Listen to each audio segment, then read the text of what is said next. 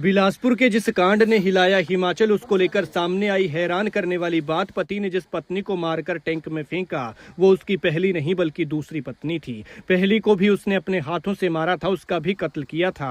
जांच की तो पता चला कि वो किलर नहीं, सीरियल किलर है और पहली पत्नी के केस में वांटेड है। जिस कमरे में ये कांड हुआ उसको खोला तो पता चला कि इन लोगों ने उस रात क्या कुछ किया था।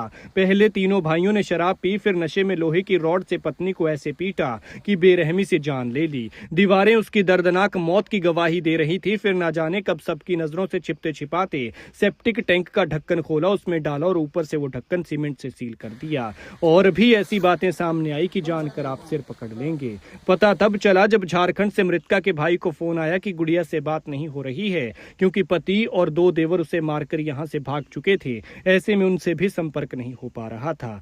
इस पर झारखंड से गुड़िया के परिजनों ने उसके भाई को कॉल कर सारी बात बताई, जो झंडूता में मजदूरी करता है। फिर वो बिलासपुर के दनोह में उस किराए के घर में पहुंचा, जहां उसकी बहन अपने पति के साथ रहती थी, लेकिन दरवाजे पर ताला लटका हुआ था। पहले यहाँ के लोग सोचते रहे कि वो झारखंड में अपने घर चले गए होंगे, लेकिन भाई यहाँ पहुंचा तो काफी दिन से बात न होने पर अनहोनी का शक हुआ। तभी वहां पास से बदबू आ रही थी। पास ही में सेप्टिक टैंक का ढक्कन जो पहले खुला था वो अब सीमेंट से बंद नजर आया। ऐसे में जब वो ढक्कन खोला तो मंजर देखकर सब हैरान रह गए। पति का नाम गोविंद राम है और वो यहाँ पर अपनी पत्नी गुड़िया और दो भाइयों के साथ रहता था। पंजाब केसरी की रिपोर्ट के मुताबिक जांच में पता चला है कि तीनों भाइयों ने मिलकर इस वारदात को अंजाम दिया।